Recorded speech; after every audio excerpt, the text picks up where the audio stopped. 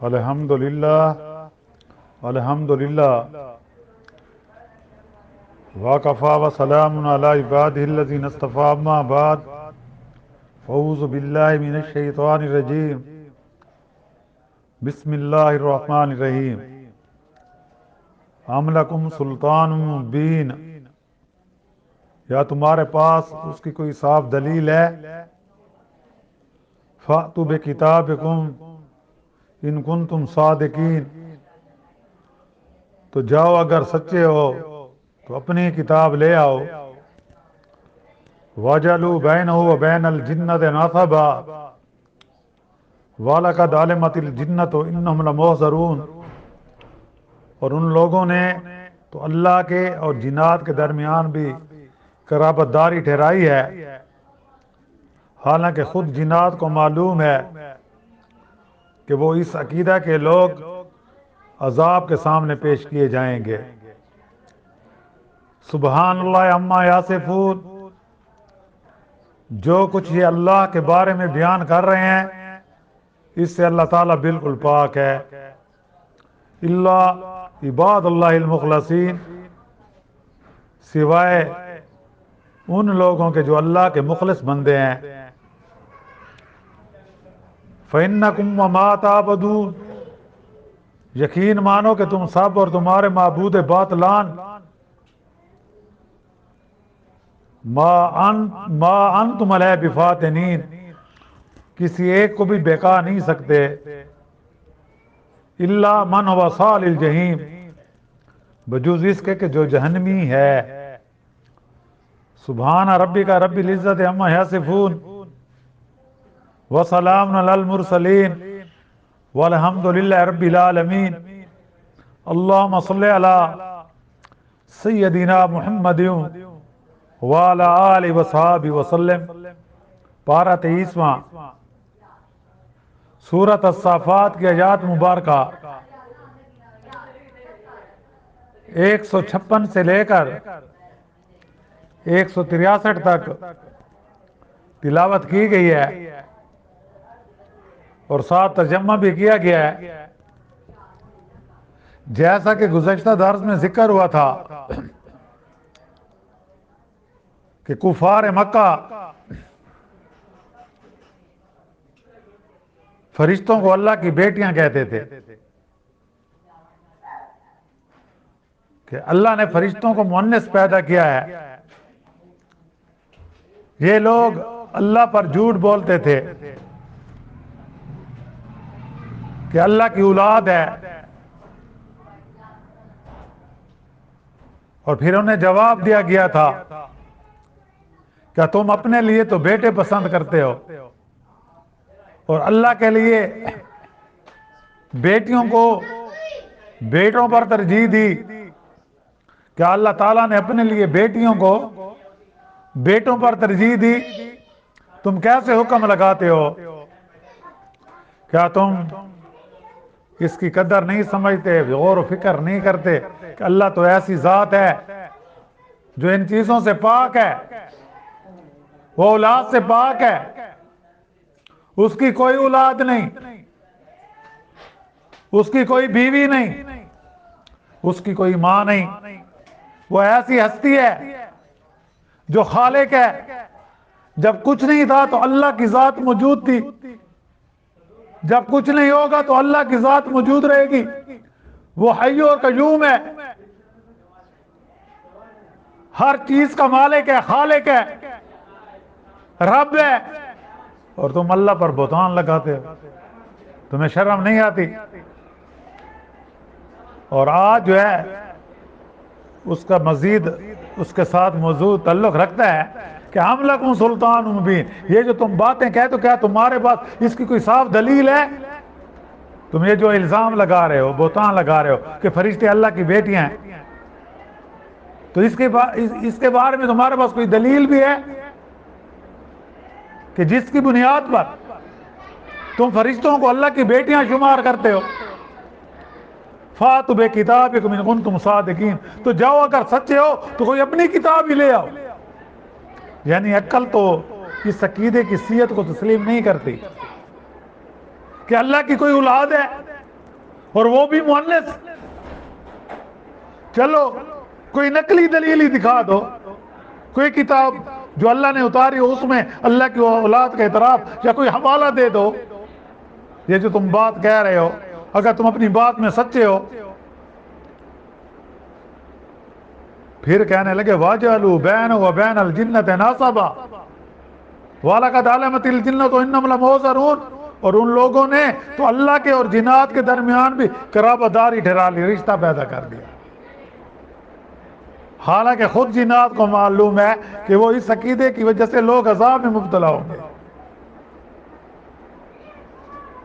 مطلب کیا ہے کہ یہ اشارہ ہے مشرکین کے عقیدے کی طرف کہ اللہ نے جنات کے ساتھ رشتہ ازدواج قائم کیا ہے. یعنی نعوذ باللہ اللہ کی جو بیوی ہیں وہ جنات کے طبقے میں سے ہیں.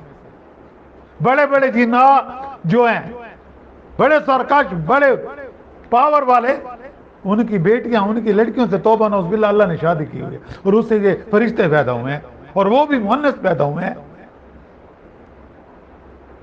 یہی بنات اللہ فرشتے ہیں.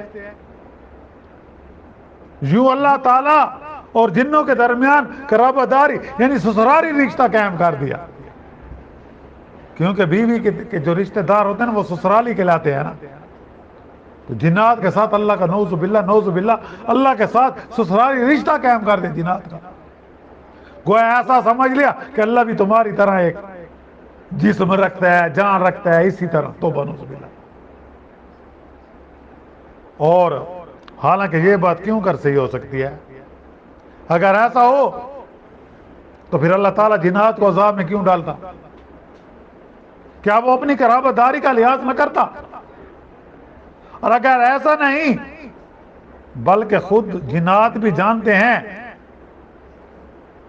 کہ انہیں بھی عذاب الہی بھگنے کے لیے ضرور جہنم میں جانا ہوگا, اگر انہوں نے بھی اللہ کی نافرمانی کی, اللہ کے رسولوں کو, اللہ کے انبیاء کو جھٹلایا, اور پھر اللہ اور جنوں کے درمیان قرابت داری کس طرح ہو سکتی ہے؟ اللہ جن بھی مخلوق ہیں, اللہ تو خالق ہے. اللہ نے قرآن مجید میں فرمایا وَمَا خَلَقْتُ الْجِنَّ وَالْإِنسَ إِلَّا لِيَعْبُدُونِ کہ ہم نے جن انسانوں کے لیے اس لیے پیدا کہ وہ میری عبادت کریں. جب مخلوق جو ہو وہ خالق کے برابر کیسے ہو سکتی ہے؟ تو جہاں یہی بتایا گیا کہ یہ ان کی خام خیالی ہے, اور پھر سبحان اللہ عما یصفون, جو کچھ یہ اللہ کے بارے میں بیان کر رہے ہیں نا, اللہ تعالیٰ ان چیزوں سے پاک ہے, مبرہ ہے. وہ ذات ایسی ہے اس کا کوئی ثانی نہیں. اور اللہ عباد اللہ المخلصین, سوائے اللہ کے مخلص بندوں کے. جو اللہ کے مخلص بندے ہیں نا وہ انبیاء کی تابعداری کرتے ہیں, اللہ انبیاء کی بات مانتے ہیں, انبیاء کی فرما برداری کرتے ہیں. یعنی یہ اللہ کے بارے میں ایسی باتیں نہیں کہتے جن سے وہ پاک ہے. یہ تو مشرکین کا شیوا ہے. یا یہ مطلب ہے کہ جہنم میں جنات اور مشرکین ہی حاضر کیے جائیں گے. جس نے شرک نہیں کیا ہوگا, جس نے تقوی والی زندگی گزاری ہوگی, وہ تو اللہ کا مخلص بندے ہیں.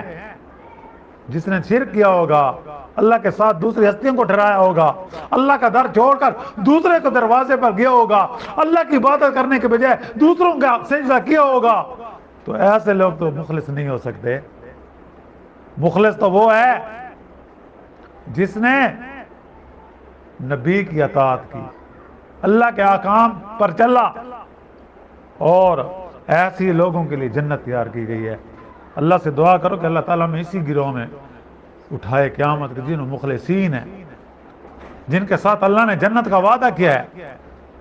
اور فَإِنَّكُمْ وَمَا تَعْبُدُونَ, یقین مانو کہ تم سب اور تمہارے معبود باطلا, مان تم علیہ بفاضل, یہ کسی کو بہکا نہیں سکتے, کسی کو گمراہ نہیں کر سکتے, کسی کو سیدھے راستے سے غلط راستے کی طرف نہیں لے جا سکتے.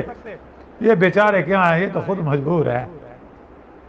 جو خود مجبور ہو وہ کیسے تمہاری حاجات پوری کر سکتا ہے؟ اور اللہ من وصال الجحیم, اور بجوز اس کے جو جہنمی ہے, جو جہنمی ہوگا اس کو ہدایت نہیں ملے گی. اس کے لیے اللہ نے ہدایت کا دروازہ بند کر دیا. یعنی تم اور تمہارے معبود باطلا کسی کو گمراہ کرنے پر قادر نہیں ہیں اگر وہ خود گمراہ نہ ہو جائے، کیونکہ ہدایت اس کو ملتی ہے جو ہدایت کا طلبگار ہوتا ہے، سوائے ان کے جو اللہ کے علم میں پہلے ہی جہنمی ہیں اور اس وجہ سے وہ کفر و شرک میں ملوث ہیں، پڑے ہوئے ہیں۔ تو ایسے لوگ ہدایت کا سوچتے بھی نہیں، ایسے لوگ ہمیشہ انبیاء کی مخالفت کرتے ہیں، ایسے لوگ ہمیشہ اللہ کے احکامات کو توڑتے ہیں۔ تو ایسے لوگوں پر اللہ نے پھر ہدایت کا دروازہ بھی بند کر دیا ہے۔